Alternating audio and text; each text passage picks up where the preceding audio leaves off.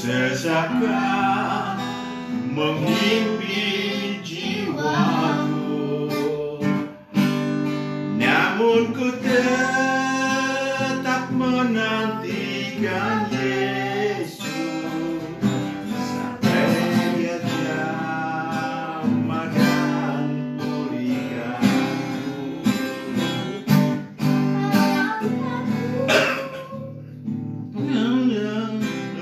Batu kau angkatku melewati badai, ku jadi kuat karena Dia menopangku.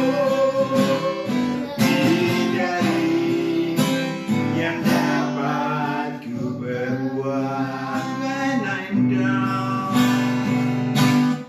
When I am down and all my soul so lonely, all the sky and my heart burdened me, and I am still and here in the silence until you come and see the wild lady.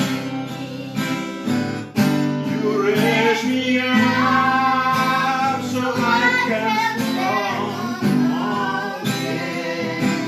You raise me up to walk on the stormy sea. I am strong when I am on your shoulder. You raise me up to more than I can be. You raise me up. You raise me up so I can stand on mountain. You raise me up to walk on stormy sea. Yeah, I am strong when I am on your shoulders. Raise me up to more than I can be. You raise me up. You raise me up to more than I can be.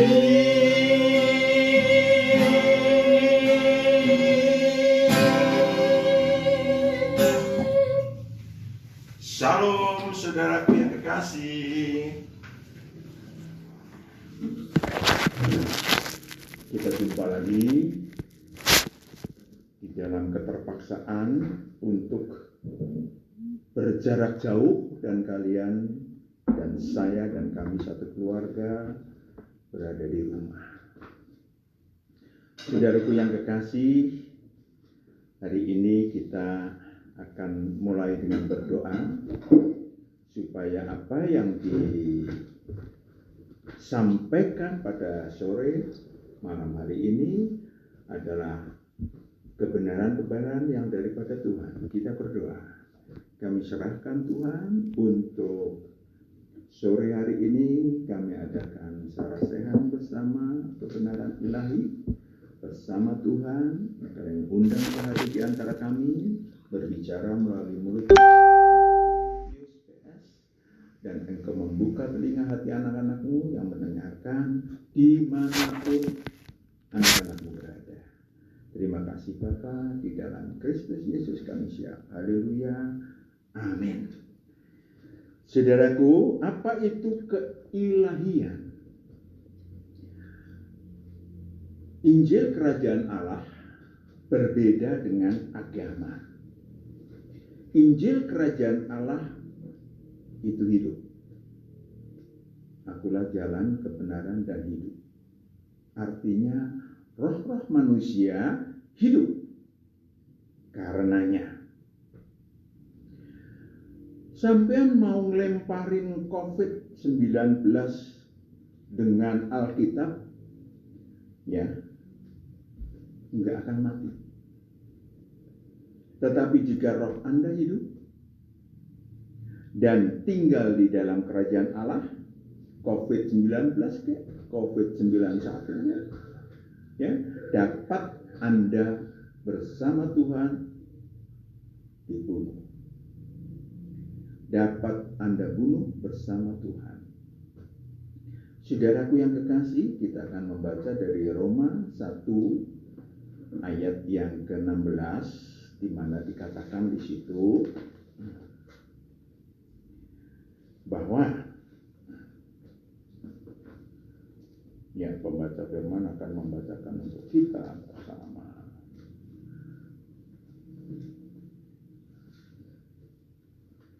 Ya, silakan. Injil itu kekuatan Allah. Injil itu kekuatan Allah, bukan teori.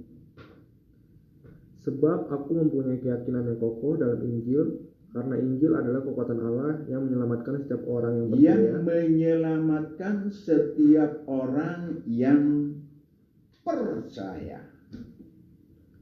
Pertama-tama orang Yahudi, tetapi juga orang Yunani. Siapapun juga yang percaya. Tidak ada urusan dengan agama apapun, tidak ada urusan dengan suku apapun, tidak ada urusan dengan agama apapun. Sebab di dalamnya nyata kebenaran Allah yang bertolak dari iman dan memimpin kepada iman, seperti ada tertulis, orang benar akan hidup oleh iman. Orang benar akan hidup oleh iman. Rohnya akan hidup. Nanti akan kita, epilognya akan kita lihat bahwa apa gunanya roh hidup. Tetapi sekarang kita bahas dulu apa yang disebut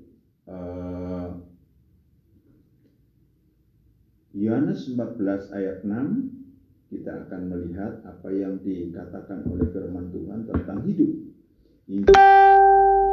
Yang ditawarkan Tuhan adalah hidup, suatu kehidupan.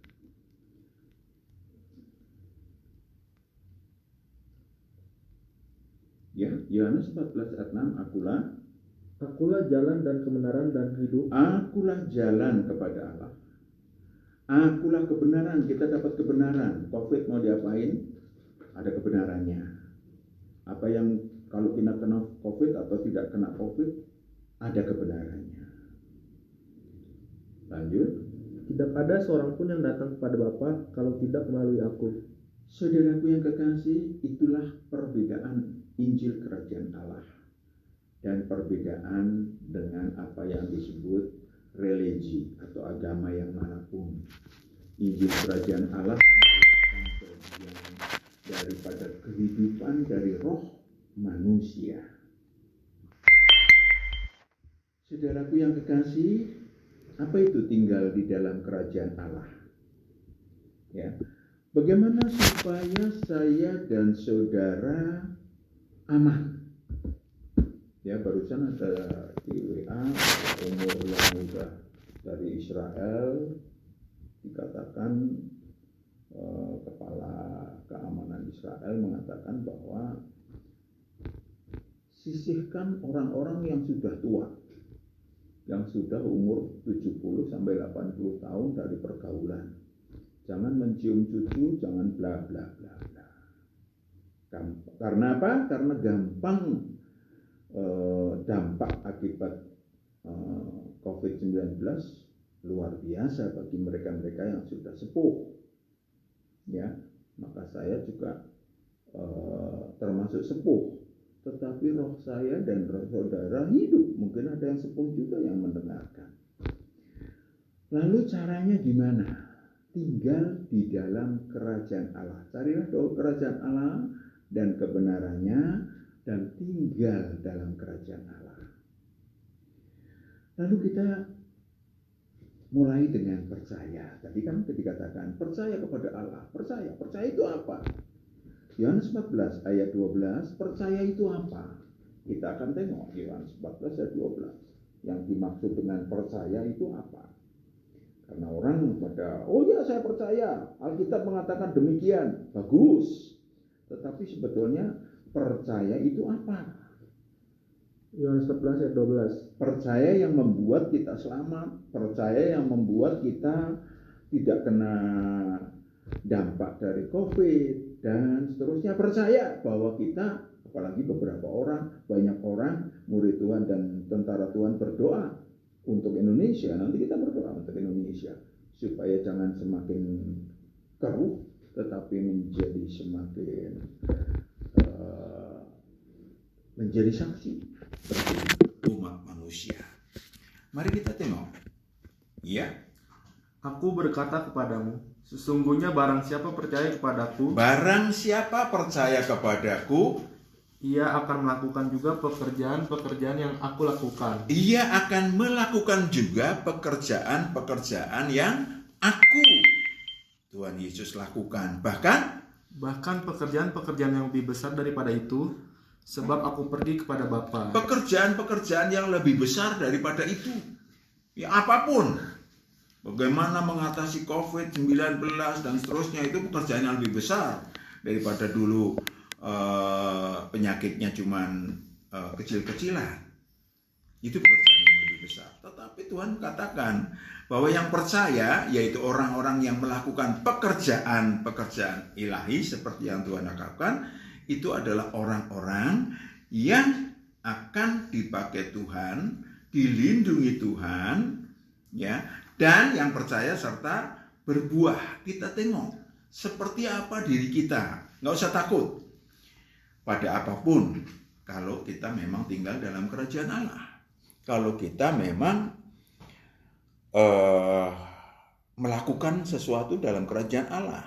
Apa itu? Yohanes 15, satu persatu kita baca. Yohanes 15 ayat 1. Akulah pokok anggur yang benar dan Bapakulah pengusahanya. Kita melihat sistem manajemen daripada apa yang disebut Injil Kerajaan Allah, yaitu akulah pokok anggur dan Bapakulah pengusahanya. Bapakku, Bapa yang di surga. 2. Setiap ranting padaku yang tidak berbuah dipotongnya, dan setiap ranting berbuah dibersihkannya supaya lebih banyak berbuah. Iya.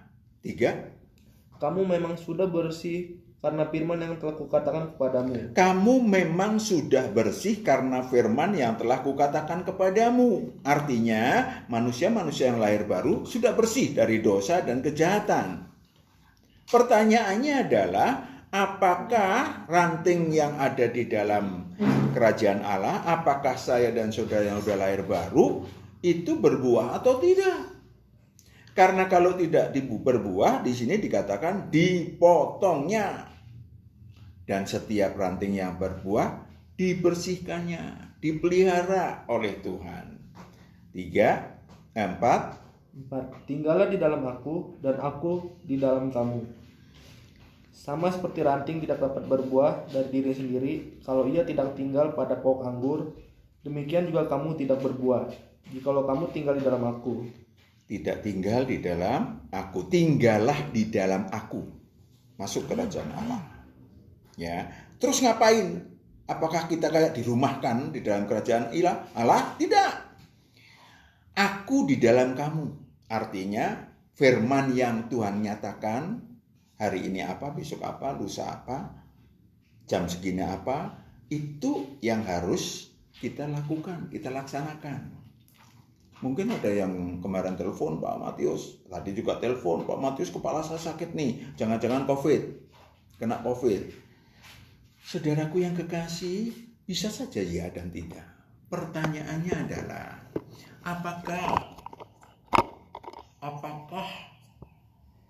benar kena COVID atau tidak? 1. 2, apa yang dikatakan Tuhan atas diri saya, atas diri saudara? Apakah saya kena COVID? Karena kemarin saya bersama istri saya ke mall. Ya, ada urusan. Ya. Karena sekarang sehat, apakah tidak kena COVID? Nanti dulu. Firman, engkau tinggallah di dalam firmanku. Tuhan akan ngasih tahu, begini loh, kamu minum ini loh, makan ini loh, dan seterusnya. Itu namanya, lalu kita taati. Firmanku tinggal di dalam diri kita. Lanjut. Akulah pokok anggur dan kamulah ranting-rantingnya. Iya, kita menjadi ranting dari pokok anggur ilahi, yaitu Tuhan. Terus, Barang siapa tinggal dalam aku dan aku di dalam dia, ia berbuah banyak. Sebab di luar aku kamu tidak dapat berbuat apa-apa. di luar aku engkau nggak bisa berbuat apa-apa. Pilihannya tinggal 3. Di luar aku, ya, engkau tidak bisa berbuat apa-apa. Di dalam aku engkau agak aman. Apalagi di dalam aku firmannya itu tinggal dalam diri kita. Kita mengikuti apa yang Tuhan nyatakan sehingga berbuah. Diam di dalam Tuhan tapi juga berbuah. Saudaraku yang kekasih, cek diri kita.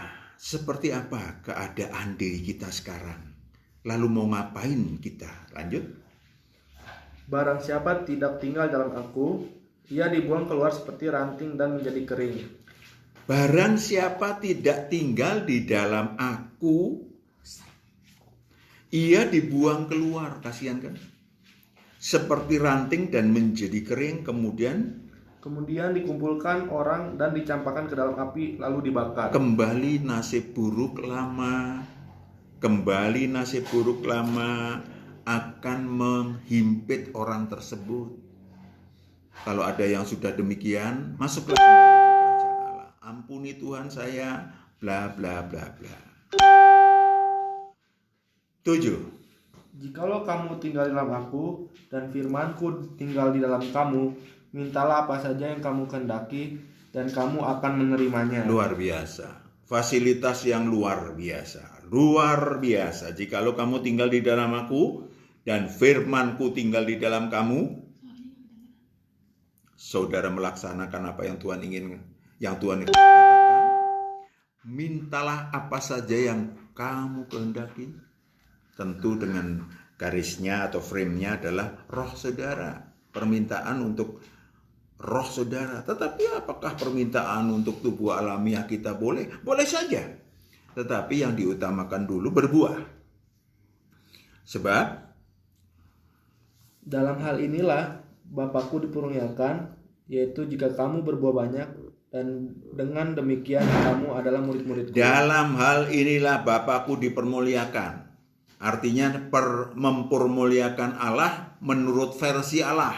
Dari kacamata Allah. Bukan dari kacamata kita. Karena kita kan manusia. Kadang-kadang menggampangkan saja. Pokoknya saya sudah menyanyi rohani. Itu berarti saya sudah memuliakan Allah. Padahal di situ dikatakan, dalam hal inilah Bapakku dipermuliakan, yaitu jika kamu berbuah banyak. Kamu berbuah banyak. Dan saudaraku yang kekasih, kita telan dulu apa yang kita baca barusan.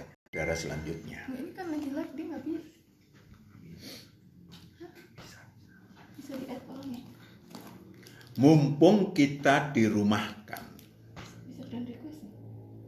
Mumpung kita dirumahkan, baik oleh situasi dan kondisi atau karena memang perintah dari negara, pimpinan negara dan seterusnya. Saya dan saudara memiliki banyak kesempatan untuk mendekati Tuhan. Biasanya dulu mungkin berangkat pagi-pagi jam 5 dari Bekasi atau jam 4 dari Bekasi. Pulang jam 9 malam. Di kantor tidak sempat boro-boro. Ya, yang sempat malah banyak emosi. Di jalan mungkin desak-desakan, saudara capek. Hari Sabtu juga demikian. Saudara udah capek karena pesta. Minggu kemudian saudara ke gereja cuman sekedar mungkin melepas lelah. Sekarang kita dipaksa untuk apa yang disebut sebagai memiliki banyak kesempatan untuk mendekati Tuhan, memiliki banyak kesempatan untuk bergaul dengan Roh Kudus, memiliki banyak kesempatan untuk mencari damai sejahtera. Saudaraku yang kekasih, ada bagian yang dibutuhkan oleh saya dan saudara, yakni roh saudara menguasai tubuh alamiah. Sekarang ini tubuh alamiah sebetulnya jadi nganggur. Bagus, pakailah pergunakanlah untuk apa yang disebut sebagai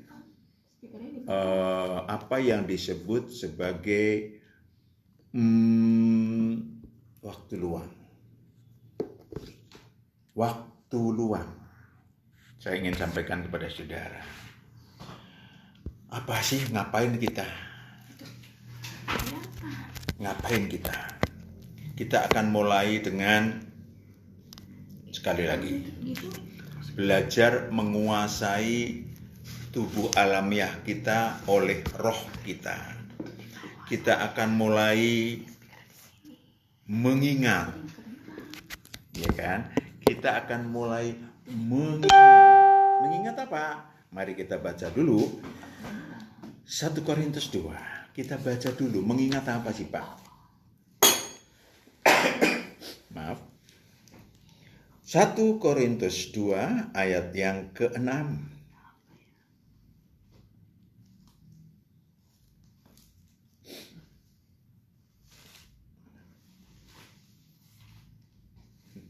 Oke, sambil menunggu pembaca firman.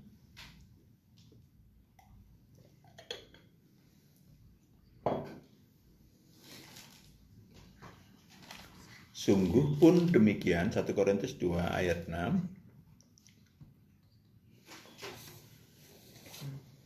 Sungguh pun demikian, kami memberitakan hikmat di kalangan mereka yang telah matang. Di kalangan mereka yang telah matang. Saya dan saudara sudah ada yang lebih dari 25 tahun belajar kebenaran. Kalau nggak matang ya terlalu lah, ya kan? Yang telah matang yaitu hikmat yang bukan dari dunia ini. Bukan dari dunia ini, bukan filsafat, bukan pengetahuan, dan yang bukan dari penguasa-penguasa dunia ini, yaitu penguasa-penguasa yang akan ditiadakan. Bukan pula dari metafisis, dari iblis. Bukan. Ya, bukan yang nggak kelihatan lalu kita gambar-gambarkan sebagai sesuatu yang kita pelajarin. Bukan. Benar bahwa kita dipakai Tuhan bisa mengerti apa itu sadar jati diri, tapi itu bukan konsep metafisis. Itu konsep apa yang disebut hikmat yang benar. Perhatikan baik-baik. Tetapi yang kami beritakan ialah hikmat Allah yang tersembunyi dan rahasia yang sebelum dunia dijadikan telah disediakan Allah bagi kemuliaan kita. Saya dan saudara sebelum turun ke bumi itu telah belajar ternyata apa yang disebut hikmat Allah yang tersembunyi dan rahasia sebelum dunia dijadikan telah disediakan Allah bagi kemuliaan kita. Kita sudah belajar. Roh kita sudah belajar apa yang disebut sebagai hikmat yang benar. Roh kita sudah belajar. Kapan? Sebelum kita turun ke bumi. Berjuta tahun, bermiliar tahun. Artinya tinggal roh saya dan roh saudara untuk mengingat pelajaran-pelajaran yang telah diajarkan kepada kita jauh sebelum kita turun ke bumi. Sekarang tinggal dipraktekkan, diterapkan dalam hidup. Tidak ada dari penguasa dunia ini yang mengenalnya. Sebab kalau sekiranya mereka mengenalnya, mereka tidak menyalibkan Tuhan yang mulia. Kenapa mereka nggak mengenal? Kenapa mereka nggak mengenal Tuhan? Karena rohnya tertutupi oleh berbagai absintus. Rohnya tertutupi oleh berbagai kepentingan egosentris dan lain-lain. Sehingga mereka tidak mengenal. Artinya, seharusnya saya dan saudara juga mengenal. Iya kan? Karena mereka harusnya paham, saya dan saudara paham siapa yang disebut sebagai anak domba. Sang anak domba kita kenal. Saya ingin sampaikan kepada saudara bahwa gak bisa kita pakai akal kita. Gak bisa kita pakai apa yang disebut sebagai emosional kita. Saudaraku yang kekasih, kita pakai roh kita. Perhatikan baik-baik.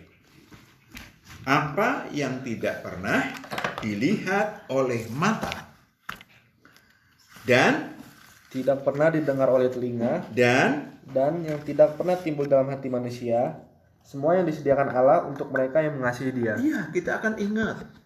Kita ingat masa lalu kita ingat pelajaran kita, apa yang tidak pernah dilihat oleh mata. Tidak bisa saudara memakai panca indera yang seperti apapun. Nggak bisa saudara memakai apa yang disebut sebagai akal dan pikiran. Saya ingin sampaikan kembali kepada saudara bahwa yang saya dan saudara butuhkan adalah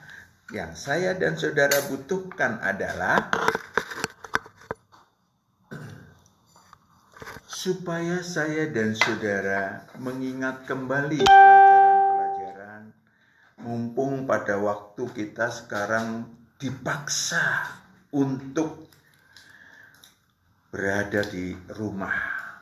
Tubuh kita terpaksa harus istirahat di rumah. Maka yang dibutuhkan adalah saya dan saudara mengurus tubuh alamiah saya dan saudara dengan roh saya dan roh saudara. Sudah waktunya kita akan belajar yang namanya keilahian. Sudah waktunya kita menguasai tubuh alamiah kita dan belajar keilahian. Apa itu? Ayat 10. Karena kepada kita Allah telah menyatakannya oleh Roh. Gini disebutkan karena kepada kita, bukan kepada setiap manusia. Karena kepada kita Allah telah menyatakan oleh Roh Allah, sebab Roh menyelidiki segala sesuatu, bahkan hal-hal yang tersembunyi dalam diri Allah. Allah akan mengajarkan kepada kita tentang Allah, bukan memakai akal kita. Mungkin kalau saya pakai kata bukan dengan teologi, karena akan terbatas. Teologi frame-nya adalah filsafat, akal dan pikiran kita akan terbatas. Tetapi Allah akan mengajarkan, Roh Kudus akan mengajarkan apa-apa yang tersembunyi di dalam diri Allah. 11. Siapa gerangan di antara manusia yang tahu apa yang terdapat di dalam diri manusia selain roh manusia sendiri? Ini dia, ini penting. Kita kadang-kadang justru melupakan roh kita. Kadang-kadang kita menganggap roh kita buta. Padahal yang paling penting bagi hidup kita adalah bahwa roh manusia itu sendiri yang ada di dalam diri kita, itu yang jauh lebih tahu, yang tahu rahasia-rahasia apapun. Baik rahasia pelajaran yang kita pelajarin pada zaman waktu kita belum turun ke bumi, sampai pada saat sekarang dan mendatang. Itu yang disebut sebagai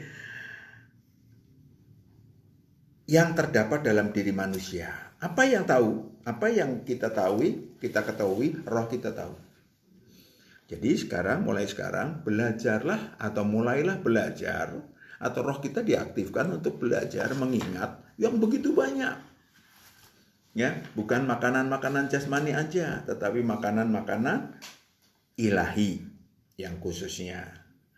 Demikian pula lah tidak ada orang yang tahu apa yang terdapat di dalam diri Allah selain roh Allah. Tanpa roh Allah, tanpa Roh Kudus, manusia tidak dapat faham tentang sistem Allah, tentang Tritunggal, tentang kehendak Allah, tentang hukum Allah. Ya, tidak bisa. Mari kita lihat. Lanjut, kita tidak menerima roh dunia, tetapi roh yang berasal dari Allah, supaya kita tahu apa yang dikaruniakan Allah kepada kita. Apa yang dikaruniakan Allah kepada kita? Kadang-kadang kita cuma tahu kita pinter atau bodoh. Ya, kita bisa nari atau tidak, bisa menyanyi atau tidak. Kita bla bla bla bla. Itu kecil sekali. Pengetahuan itu kecil. Ada pengetahuan yang jauh lebih besar. Apa? Pengetahuan di mana kita sudah belajar hikmat Allah yang benar pada saat kita belajar bermiliar tahun di sana. Itu pengetahuan yang luar biasa. Bongkar mulai sekarang. Bongkar. Saudaraku yang kekasih, dan karena kami menafsirkan hal-hal rohani kepada mereka yang punya roh, kami berkata-kata tentang karunia-karunia Allah dengan perkataan yang bukan diajarkan kepada kami oleh hikmat manusia, tetapi oleh roh. Ya, saya gampang ngomong sama saudara. Karena saudara sudah rohnya hidup, rohnya bebas, jadi gampang. Tetapi kepada orang-orang yang masih tertutupi oleh selubung, tidak bisa. Jadi ada beberapa sahabat kita yang suka share tentang pendapat orang, pendapat dari bla bla bla bla. Ya, kita susah sekali nyambung antara pendapat yang ilahi dan pendapat yang sekuler, yang logos, susah nyambung. Kita lanjutkan. Tetapi manusia duniawi tidak menerima apa yang berasal dari roh Allah. Tidak menerima yang berasal dari roh Allah karena hal itu baginya adalah suatu kebodohan. Suatu kebodohan. Ya, ini yang ada, coba aja yang dibicarakan barusan tadi saya dapat, yang saya share ke saudara tadi tentang bagaimana kita menerima apa yang disebut sebagai keuntungan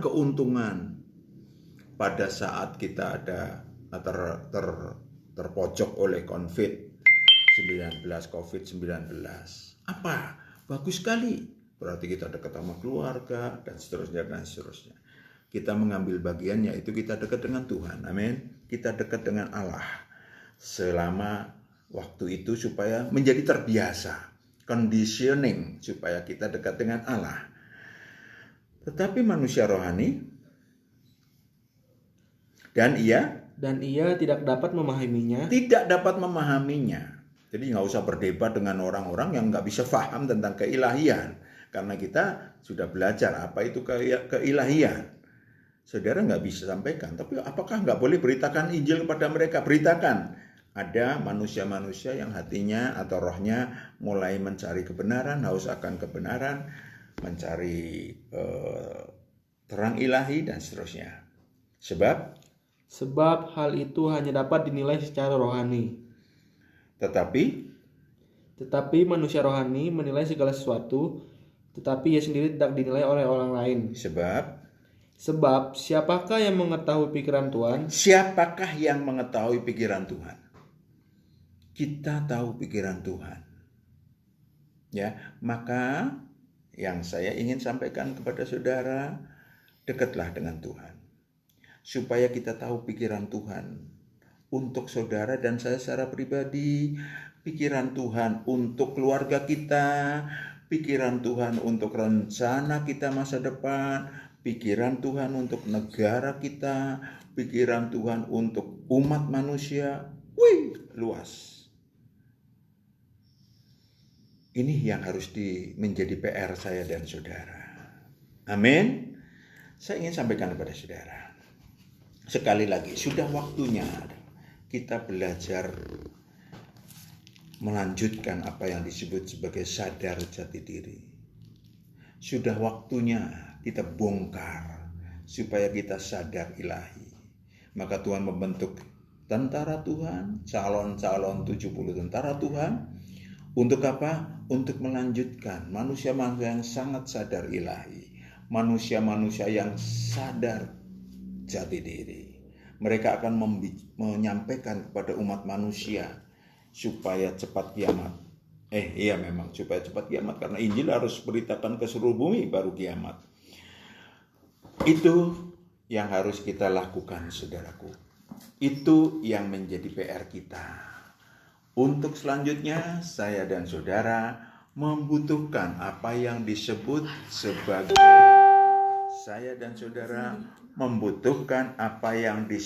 sebagai teknis pribadi maupun teknis bersama-sama. Teknis pribadi adalah saudara mengumpulkan berbagai kebenaran tentang keilahian, kebenaran ilahi yang manapun di dalam hidup saudara. Kebenaran-kebenaran itu akan menjadi pengajaran ilahi bagi diri saudara dan bagi banyak orang. Saudaraku yang kekasih, pengajaran ilahi satu-satunya yang disampaikan oleh manusia yang sudah mati hanya di Injil Kerajaan Allah. Satu-satunya, agama apapun nggak ada, tetapi satu-satunya disampaikan. Mari kita tengok, Yesus pun memang berbicara pada saat hidup. Yes, Matius 5 kita tengok, tetapi pelajaran-pelajarannya juga pelajaran rohani dan ilahi. Matius 5 ayat 1.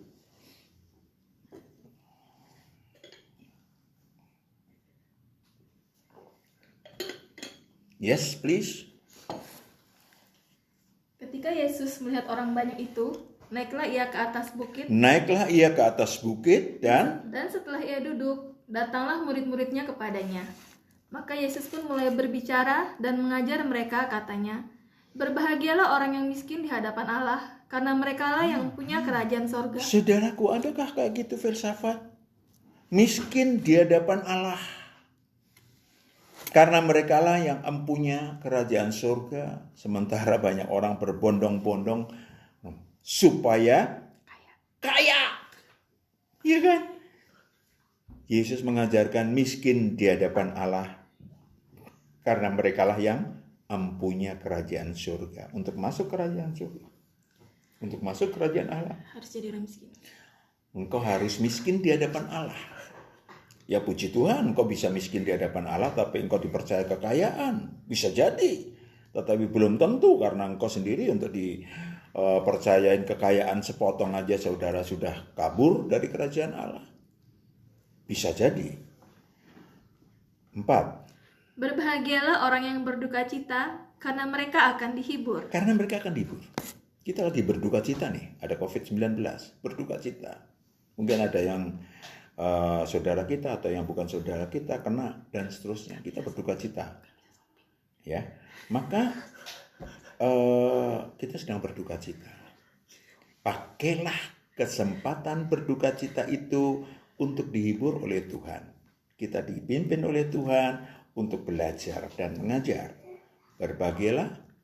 Berbahagialah orang yang lemah lembut, karena mereka akan memiliki bumi. Setelah kita belajar mengajar tentang kebenaran, maka kita sampaikan, kita mencoba berlatih untuk lemah lembut.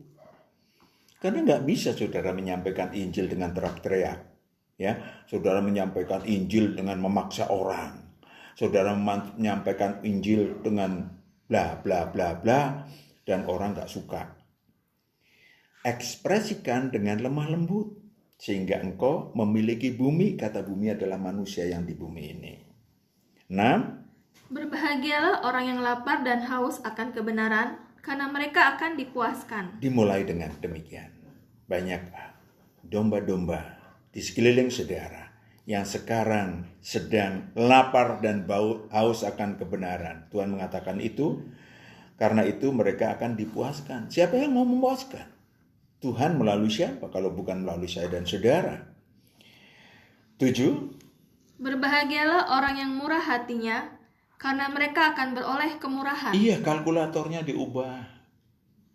Ya, kalkulatornya diubah. Pakailah kalkulator ibu-ibu yang menyampaikan di persembahan 2 keping uang, kalau nggak salah ya, 2 keping uang yang dari hasil kerja seharian, sehingga besok mungkin dia nggak makan, besok puasa. Tetapi itulah yang sangat dihargai Tuhan. Bukan saudara memiliki 5 juta, saudara cuma kasih 50.000. Ya, karena itu berarti bukan orang murah hati. Ya, itu namanya menurut peraturan pelit. Mereka akan dapat kepelitan, gitu kan? 8. Berbahagialah orang yang suci hatinya, karena mereka akan melihat Allah. Saudaraku yang kekasih, kita sudah baca tadi, kita berada di dalam kerajaan Allah. Kita disucikan oleh Tuhan, kita dilahirbarukan oleh Tuhan, maka kita akan melihat Allah. Kita akan akrab bergaul dengan Roh Kudus. Fasilitas ini di mana kalau nggak ada di dalam Injil Kerajaan Allah? Ya kan? 9. Berbahagialah orang yang membawa damai, karena mereka akan disebut anak-anak Allah. Anak-anak Allah selalu membawa damai. Itu berlatih, ya. Jangan ada WA dari yang menyakiti hati kita karena kita kena suku, agama, dan ras. Lalu kita kemudian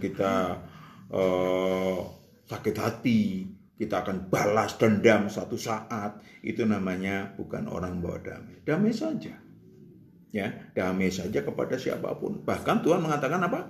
Kasihlah musuhmu. Berbahagialah. 10. Berbahagialah orang yang dianiaya oleh sebab kebenaran, Yes. karena merekalah yang empunya kerajaan surga. Saudara mungkin akan dilecehkan karena saudara menyampaikan kebodohan menurut versi dunia. No problem. Karena saudara akan mendapatkan atau memiliki kerajaan Allah. 11. Berbahagialah kamu, jika karena aku kamu dicela dan dianiaya, dan kepadamu difitnahkan segala yang jahat. 12. Bersukacitalah dan bergembiralah, karena upahmu besar di sorga. Sebab demikian juga telah dianiaya nabi-nabi yang sebelum kamu. Saudaraku yang kekasih, saya ingin sampaikan kepada saudara. Kita semua sudah sepakat mau pulang ke surga. Kita sudah sepakat di bumi ini, kita sudah sadar jati diri. Di bumi ini kita, saya dan saudara, hanya untuk mengumpulkan upah ilahi, harta surgawi, kenaikan sayap rohani, strata ilahi, pangkat ilahi, jabatan, kita kumpulkan. Kapan? Nunggu apa? Sekarang ini, mari susun suatu strategi supaya setelah berlalu konflik ini, COVID-19 ini berlalu, maka kita sudah memiliki apa yang disebut sebagai manajemen vertikal horizontal yang canggih. Saudara pikir tidak ada COVID-20, COVID-25 nantinya? Bisa jadi ada. Tetapi karena sudah ada tentara Tuhan, maka tidak porak-poranda seperti sekarang. Amin. Saudaraku yang kekasih, saya ingin sampaikan kepada saudara, ada yang aneh di dalam Injil Kerajaan Allah. Mari kita tengok, ada yang aneh. 2000 tahun yang lalu, Yohanes 20, kita tengok. Bagaimana 2000 tahun yang lalu ada suatu hal yang aneh. Adanya hanya di Injil Kerajaan Allah. Memang ada di Alkitab ini. Tetapi mari kita lihat faktanya. Fakta itu penting. Yohanes 20 ayat 19.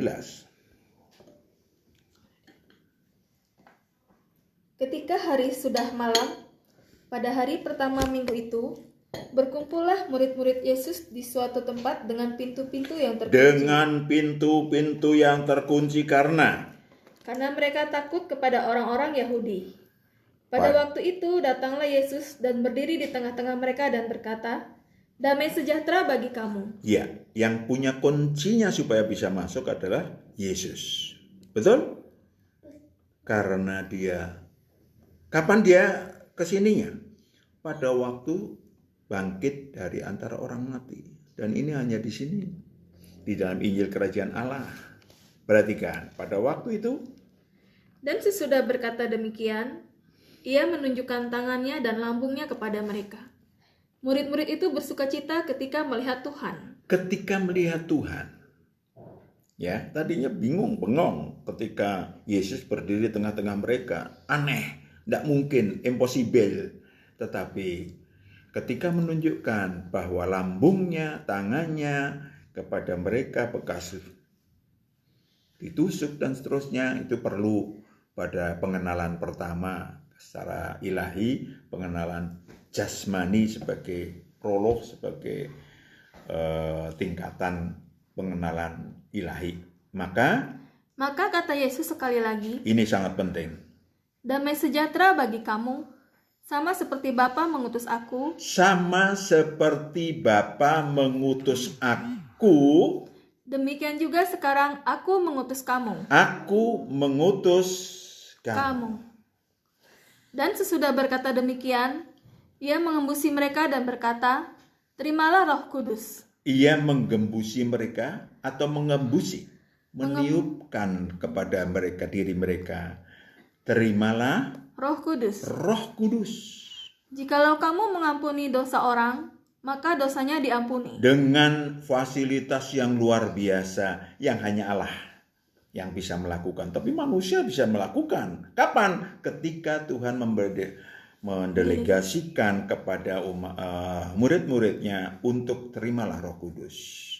Jikalau kamu menyatakan dosa orang tetap ada, dosanya tetap ada. Jikalau kamu mengampuni dosa orang, dosanya diampuni. Dan jikalau kamu menyatakan dosa orang tetap ada, dosanya tetap ada. Itu namanya pengajaran ilahi, tidak hanya pengajaran. Itu fakta ilahi yang sampai sekarang murid-murid Tuhan dipakai, saudara dan saya dipakai untuk melakukan apa yang disebut sebagai beritakanlah Injil ke seluruh bumi.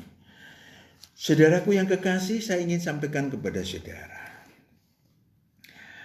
Tugas itu, tugas yang disampaikan 2000 tahun yang lalu, di mana Yesus bangkit dari antara orang mati, di mana Yesus kemudian mengajarkan, menemui 500 orang lebih, dan mendelegasikan seperti tadi.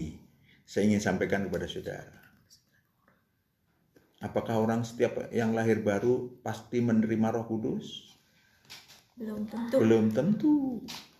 Buktinya kita tengok siapa di antara 11 murid Tuhan yang tidak menerima Roh Kudus pada saat itu. Kita baca Yohanes 20 ayat 24.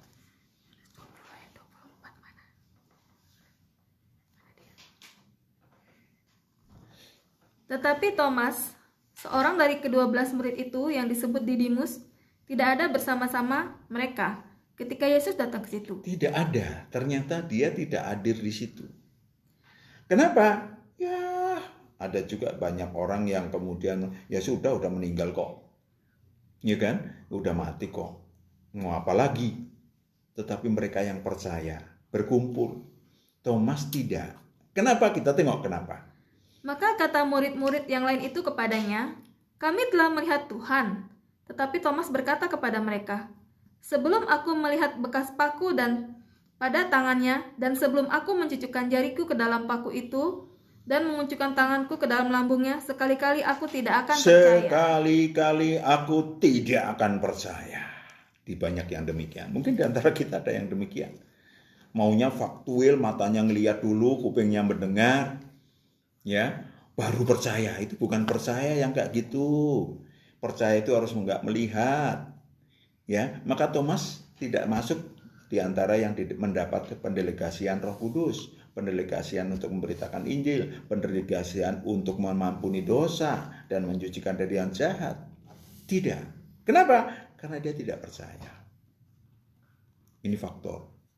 Ya, karena banyak yang mengatakan kok saya belum dipimpin Tuhan, kok saya belum bisa bicara dengan Tuhan. Koreksi, bukan untuk menghakimi siapapun. Koreksi. Apakah nama saudara memang harus diganti dari Thomas? Iya kan? Lanjut. 8 hari kemudian, murid-murid Yesus berada kembali dalam rumah itu, dan Thomas bersama-sama dengan mereka. Thomas ikutan, karena pengen tahu, bener gak tuh? Ya, sementara pintu-pintu terkunci, Yesus datang dan ia berdiri di tengah-tengah mereka dan berkata, damai sejahtera bagi kamu. apa yang disebut, kenapa disebut pintu-pintu terkunci? Tadi udah disampaikan, takut sama orang-orang Yahudi. Tetapi Yesus dengan mudahnya masuk. Karena yang datang apa? Rohnya Yesus. Dan yang hidup sampai sekarang adalah rohnya Yesus. Bukan tubuhnya. Karena tubuhnya bisa nampak seperti apa yang waktu hidup, bisa nampak tidak. Ya. Kemudian ia berkata kepada Thomas, "Taruhlah jarimu di sini, dan lihatlah tanganku. Ulurkanlah tanganmu, dan cucukkan ke dalam lambungku, dan jangan engkau tidak percaya lagi, melainkan percayalah." Thomas menjawab dia, "Ya Tuhanku dan Allahku." "Ya Tuhanku dan Allahku." Kata Yesus kepadanya, "Karena engkau telah melihat aku, maka engkau percaya. Berbahagialah mereka yang tidak melihat namun percaya." Berbahagialah mereka yang tidak melihat namun percaya. Ya, dulu nama saya Thomas. Sebelum ketemu Yesus, karena ketika ketemu Yesus, saya tidak percaya seperti Thomas. Ya, saya pengen tahu benar enggak sih Yesus Tuhan. Tapi setelah ditemui, maka saya bisa menyembah Dia dan mengatakan, "Ya Tuhanku dan Allahku." Saudaraku yang kekasih, banyak yang sudah kita bicarakan, banyak yang sudah kita bahas, banyak yang sudah kita bongkar hari ini. Maka waktunya untuk saudara dan saya pelajarin selanjutnya. Perluas, perdalam, dan kita akan bersama-sama memasuki, kita akan bersama-sama belajar pengajaran ilahi seperti apa yang dibagikan. Saya ingin sampaikan kepada saudara, kita punya, supaya kita juga membuat apa yang disebut sebagai berpartisipasi buat bangsa ini. Kita akan menyanyikan satu lagu seperti tadi, lalu kita akan berdoa penutup bersama-sama.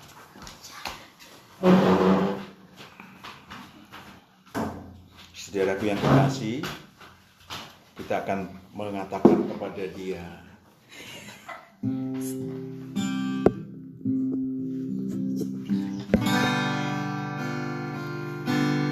"Saat ku terjatuh dan tak berdaya,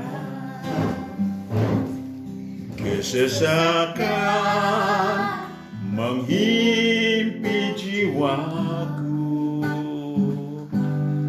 namun ku tetap menantikan Yesus sampai Dia jamah dan pulihkanku.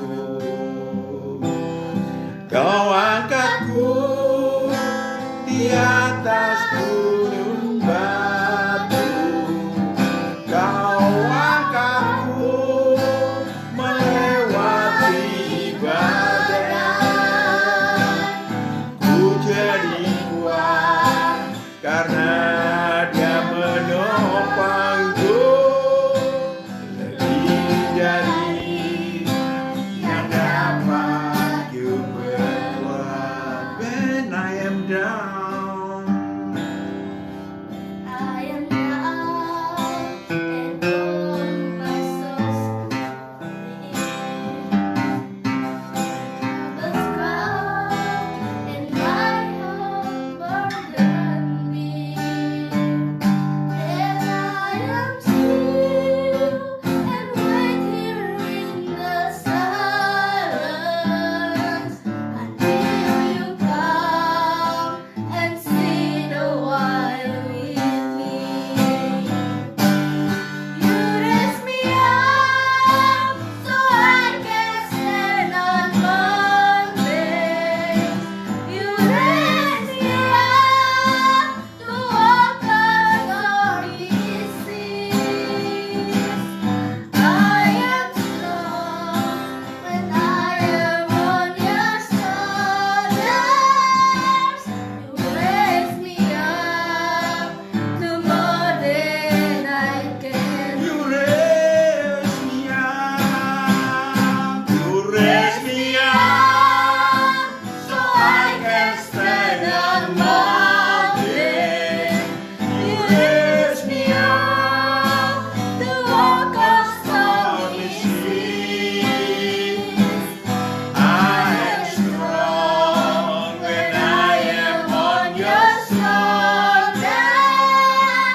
You raise me up to more than I can be. You raise me up.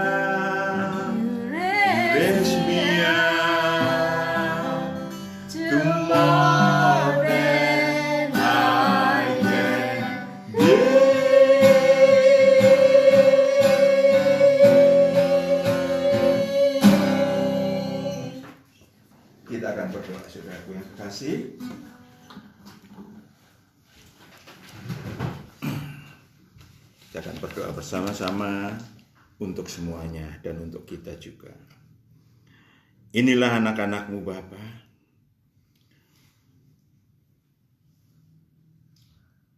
yang datang mencari Engkau dan menemukan Engkau melalui firman-Mu pada sore hari ini. Terima kasih untuk kesempatan ini. Terima kasih untuk segala yang Engkau sampaikan di dalam pengetahuan keilahian yang Kau nyatakan pada hari ini. Kami bersama-sama berdoa untuk generasi Maria dimanapun mereka berada. Engkau yang memberkati, memimpin mereka, melindungi dari yang jahat, membawa mereka untuk menjadi anak-anak Allah yang maha tinggi, yang berprestasi ilahi, dan berproduktif ilahi. Kami membawa murid-murid Tuhan, orang-orang yang dibawa oleh murid-murid Tuhan lahir kembali, sebagai persembahan bagi anak-anak-Mu, dimanapun mereka berada. Untuk calon 70 tentara Tuhan, dimanapun mereka berada. Dan seluruh keluarga murid Tuhan, seluruh keluarga 70, calon 70 tentara Tuhan, seluruh orang yang terkait di dalamnya, di dalam nama Yesus, Engkau yang melindungi mereka, damai sejahtera menyertai mereka, dan kami. Terima kasih Bapa, kami bersatu di dalam roh kami untuk bangsa Indonesia, supaya kami boleh berperan serta melalui doa, kekuatan yang daripada-Mu, kekuatan Injil Kerajaan Allah untuk menyelesaikan masalah COVID-19 ini. Engkau yang ikut campur tangan Bapa, supaya semuanya cepat berlalu. Engkau yang memakai pemimpin-pemimpin bangsa dan seluruh umat manusia yang ada di Indonesia, seluruh bangsa dan seluruh yang terkait dalam negara Indonesia, sarana prasarana, Engkau yang mengerahkan supaya masalah ini, masalah yang mengharu-birukan seluruh selahor di negara kami, dalam nama Yesus kami usir keluar. Terima kasih Bapa. Engkau juga ikut campur tangan bagi umat manusia dimanapun di muka bumi ini, yang terharu-birukan oleh virus corona. Mari Bapa, mereka sudah mulai menyadari keberadaan Engkau dibutuhkan oleh umat manusia, kekuatan-Mu dibutuhkan oleh umat manusia. Mari Tuhan, Engkau persatukan mereka di dalam damai. Engkau persatukan mereka sehingga dapat mengatasi seluruh masalah yang terkait dengan COVID-19. Sehingga seluruh umat manusia memandang Tuhan. Terima kasih Bapa. Di dalam Kristus Yesus kami serahkan seluruh generasi Maria, murid Tuhan, calon 70 tentara Tuhan, bangsa Indonesia, dan umat manusia dimanapun mereka berada. Dalam nama Yesus kami berdoa dan bersyukur. Haleluya. Amin. Salam kasih sedunia. Salam Bembeki. Tuhan berkati. Haleluya. Sampai jumpa kembali.